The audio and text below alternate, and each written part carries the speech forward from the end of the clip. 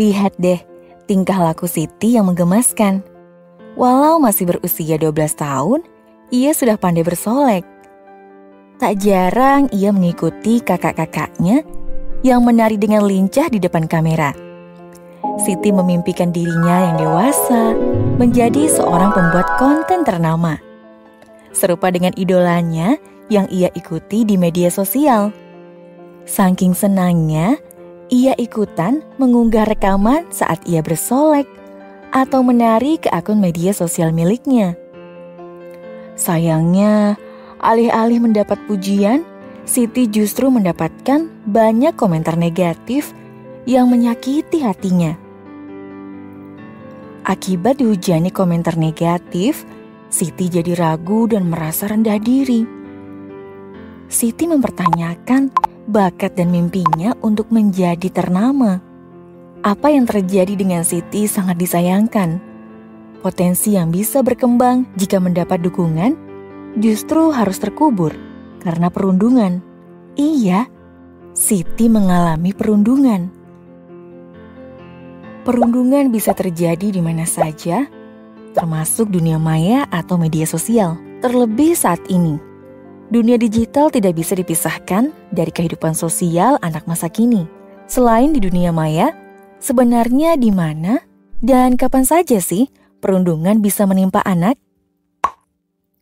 Perundungan ternyata dapat terjadi kapan saja dan di mana saja. Perundungan bisa terjadi di sekolah, rumah, area publik, dan dunia maya.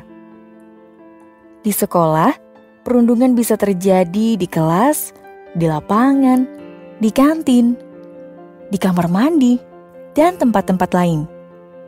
Lihat saja perilaku agresif Sari yang meminta paksa uang jajan adik kelasnya di kantin saat jam istirahat.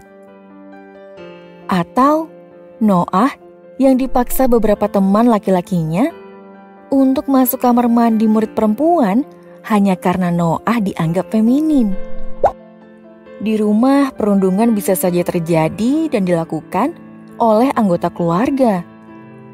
Saat Rini kesulitan mengerjakan PR, Ibu Rini sering bilang bahwa Rini itu bodoh. Rini kemudian secara tidak sadar percaya bahwa ia bodoh.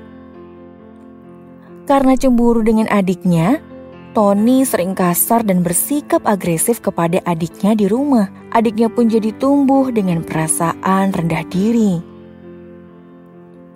Perundungan di rumah ini tentunya sangat mempengaruhi tumbuh dan kembang anak. Perilaku ini merupakan bentuk kekerasan dalam rumah tangga yang bisa menyebabkan trauma berkepanjangan loh.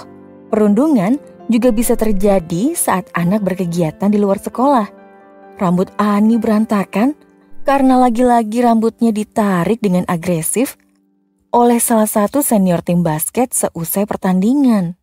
Dodi merasa sakit hati dan dendam karena baju renang yang dihadiahi ayahnya rusak dan dibuang ke tempat sampah oleh temannya.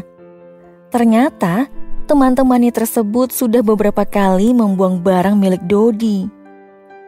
Terakhir dan tidak kalah penting, perundungan juga bisa terjadi di dunia maya atau di ruang-ruang digital, tidak hanya di media sosial, tapi juga mungkin lewat platform mengobrol seperti WhatsApp, Zoom, Line, dan lain-lain. Meski tidak disakiti secara fisik, tetapi cemoohan yang berulang kali, penyebaran foto yang memalukan tanpa persetujuan, dan bentuk-bentuk perundungan lain di media sosial ternyata berdampak cukup besar bagi anak. Bayangkan, perundungan di dunia maya ini dapat terjadi kapanpun. Saat ia bersama teman, keluarga, atau bahkan sendiri. Korban perundungan daring terus merasa ketakutan dan tidak nyaman. Bahkan ketika ia berada di rumah atau kamar yang seharusnya membuatnya senantiasa merasa aman. Apapun bentuknya, dimanapun kejadiannya, perundungan dapat menimbulkan sikap cemas bagi yang mengalaminya. Selain itu, perundungan juga berpotensi mengganggu tumbuh kembang dan cara bersosialisasi anak. Murid yang menjadi korban perundungan rentan menjadi rendah diri, lebih suka menyendiri, memiliki gambaran terhadap orang lain atau kelompok lain negatif.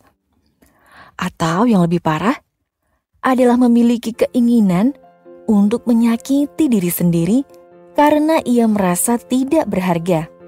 Karena bisa terjadi di mana saja dan kapan saja, kita perlu mencegah perundungan dengan menanamkan sikap saling mengasihi dan mendukung. Penguatan, dukungan, serta mekanisme pelaporan yang komprehensif juga perlu dibangun. Yuk bersama ciptakan lingkungan aman bagi anak demi mencapai merdeka belajar. Ingat, semua bisa ambil peran.